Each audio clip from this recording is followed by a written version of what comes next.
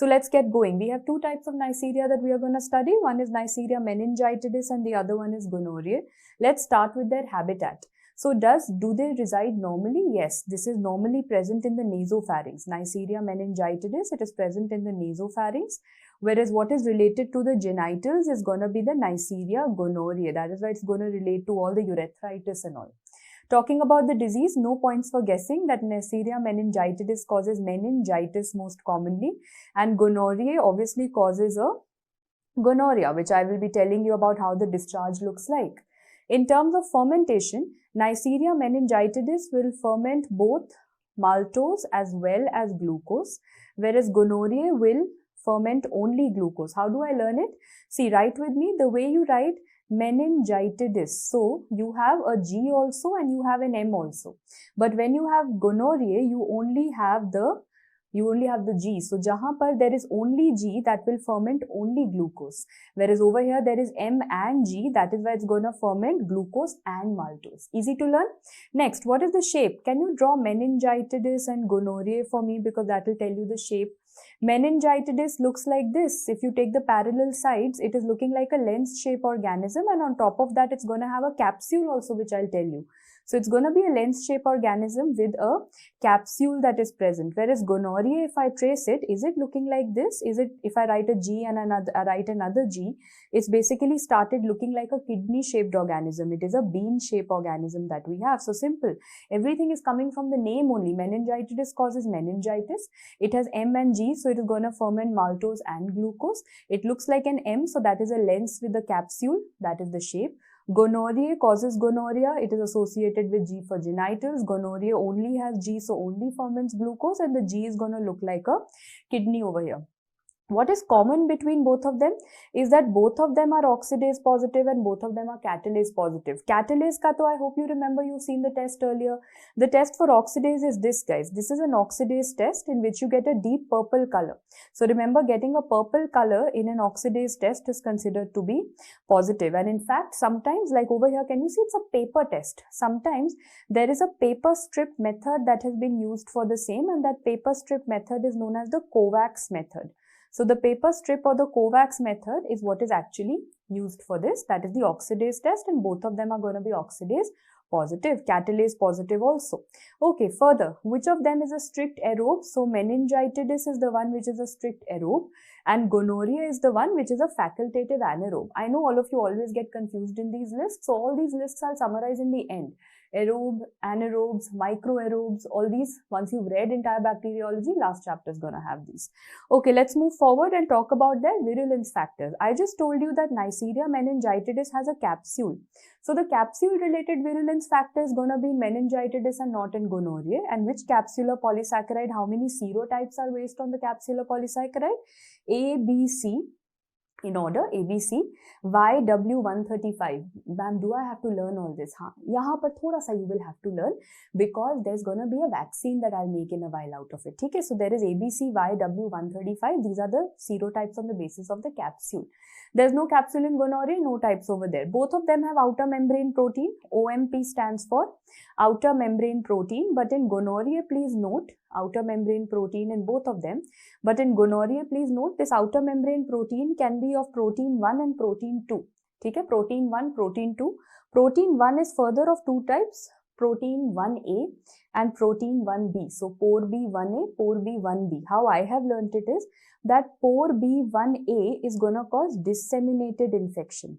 It's basically going to involve all the organs of the body, whereas pore B1B is going to cause localized infection. How do we learn it? So dekho, pore B1A is going to cause a lot of infection.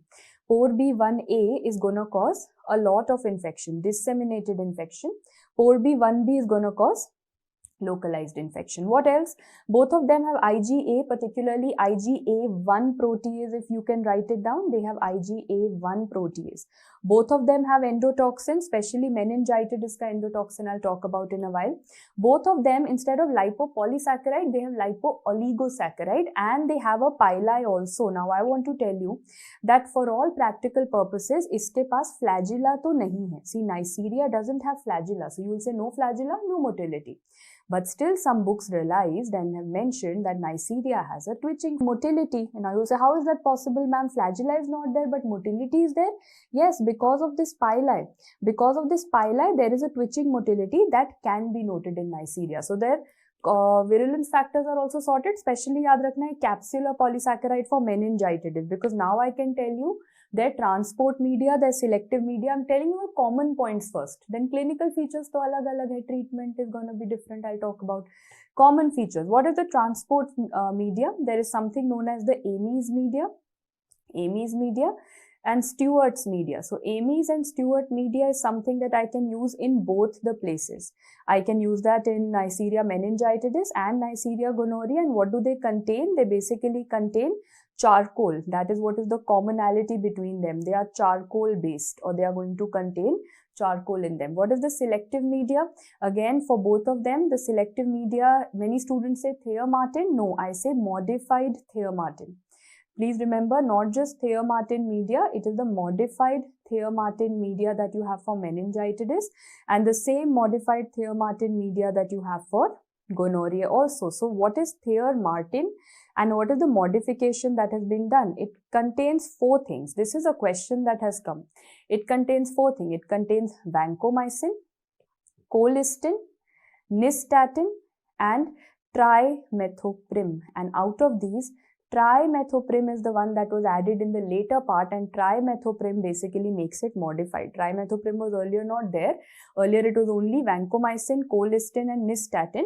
So that is what was making Thea-Martin. But now modified Thea-Martin mein T add hua hai. That is trimethoprim has been added. And this is what they ask you in the exam, that what are the chemicals that are a part of the modified Thea-Martin medium. Okay, so that is about the commonalities. Now should we take them up separately?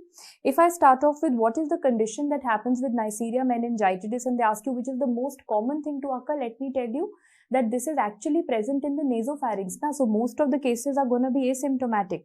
They are just going to be carriers, and for carriers we give either IV or IM ceftriaxone. So most of them, if most common thing is asked for meningitis, they're asymptomatic carriers in the nasopharynx. But when it happens, of course, we know this is going to result in meningitis, pyogenic meningitis.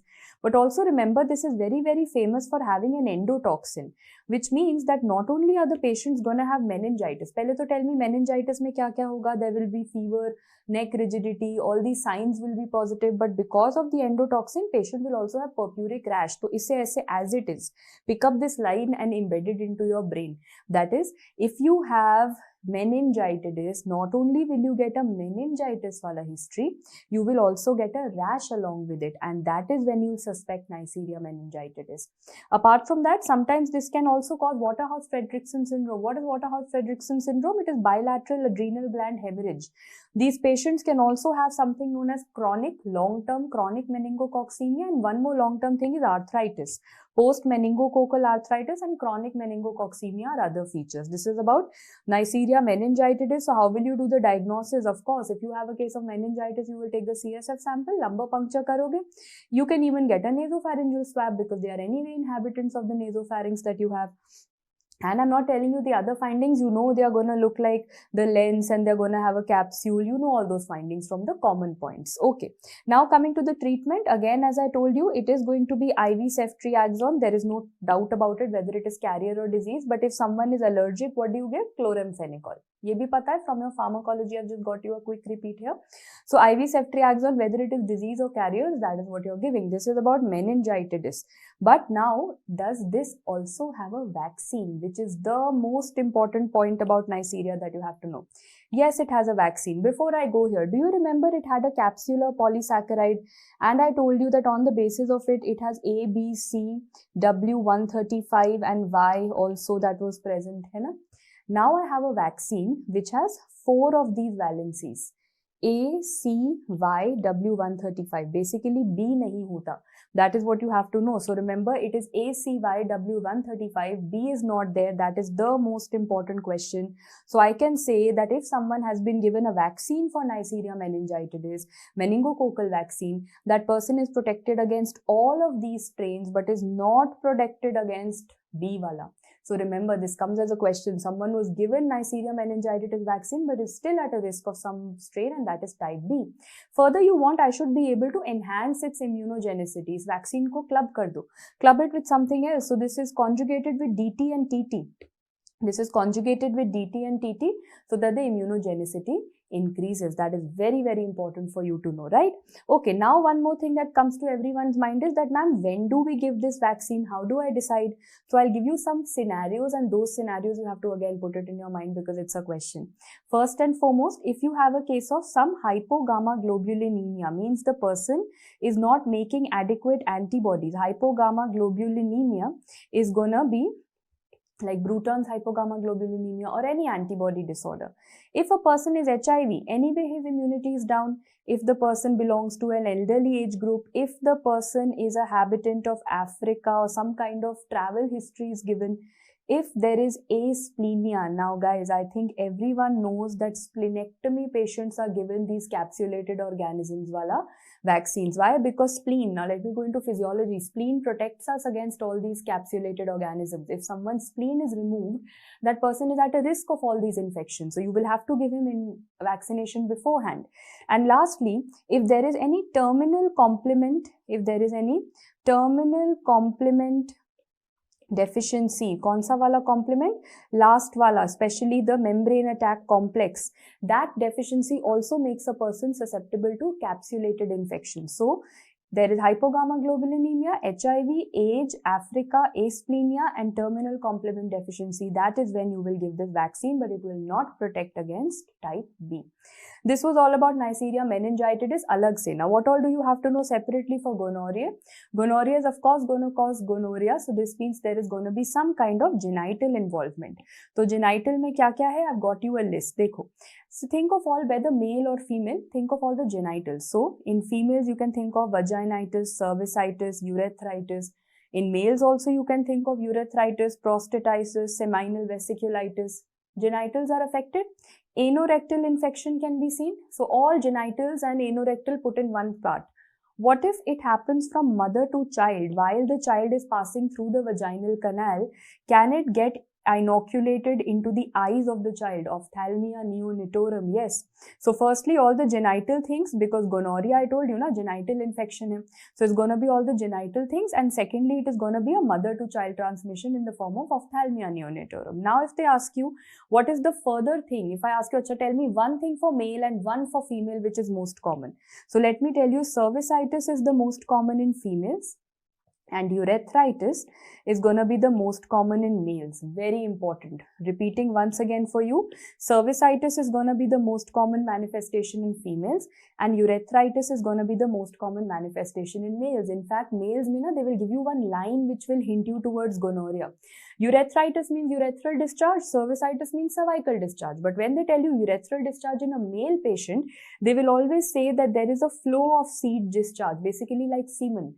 There is a flow of seed discharge. Guys, if this word is written, they are indicating you towards gonorrhea for sure. Okay, so you've done all of these also. Now you need to know what further, what can happen. So many genital organs are getting affected. Aage kya hoga?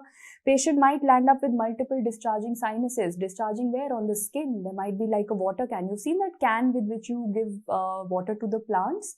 They have multiple holes for water to come out. Similarly, multiple discharging sinuses is known as water can perineum. What further can happen because of gonorrhea? There are two more complications known as Fitz-Hugh-Curtis syndrome. This is nothing but perihepatitis. Fitz-Hugh-Curtis syndrome is perihepatitis, and this is also seen with chlamydia. This I will be teaching you in the later part of bacteriology. This is also seen with chlamydia. Secondly, it can cause all over the body infection. There can be disseminated gonococcal infection. Can you tell me, guys, I have taught you which is the protein that is going to cause it? PORB1A or PORB1B? So I just told you PORB1A will cause a lot of infection. So it is going to be PORB1A causing disseminated gonococcal infection. And you will say, ma'am, disseminated matlab what all organs of the body are affected? There is involvement of skin. There can be involvement of joints. There can be, when I'm talking about joints, I can talk about tenosynovitis also. Again, there can be involvement of the brain, so meningitis.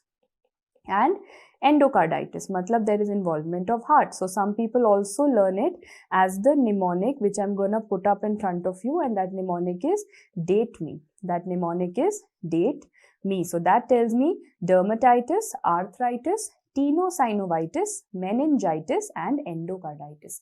But actually, honestly telling you, you don't need this mnemonic, because the fact disseminated means only that head to toe everything's gonna get affected. And what is Fitz-Hugh-Curtis syndrome? Fitz-Hugh is just the involvement of the hepatic, perihepatitis is seen. So they might give you a picture, or they might give you an explanation that there is inflammation around the liver, or there are some fibrotic bands, something around the liver is happening. Perihepatitis situation is happening. That is Fitz-Hugh-Curtis with gonorrhea, with chlamydia.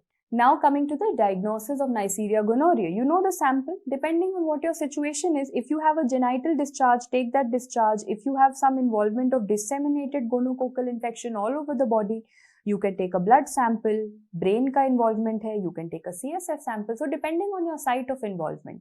And what is the microscopic? This same picture has been asked a million times in the exam. So please zoom in and all of you can see that there is some kind of an organism which is present as, can you see, diplococci.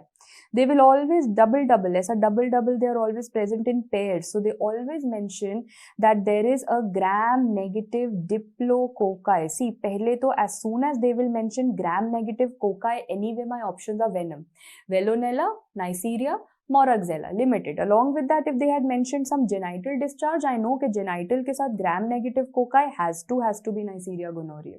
And how do you treatment? Of course, the same ceftriaxone, but you also combine it with azithromycin for the treatment of gonorrhea. And that definitely wraps up your entire gonorrhea and meningitis, the difference between both of them. This is something which is very important. But this was not the only gram-negative cocci. Just quick words about this Moraxella also, exactly 2 slides.